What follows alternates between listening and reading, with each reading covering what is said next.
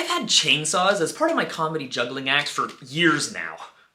Kind of. I've got chain-on-a-saws, the bubble chainsaw, Chainsaw, the chicken. See, it's got a name tag. And of course, Big Mama Chainsaw.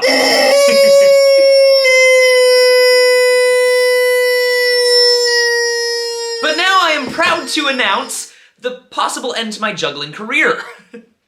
I got a real chainsaw. And I am going to juggle it for you right here, right now.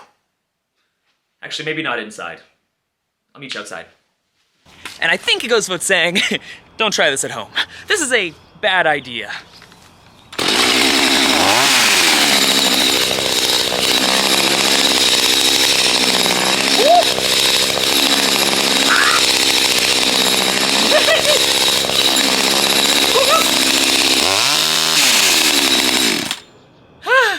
So what do you think? Is this better than Big Mama Chainsaw? Probably a little bit.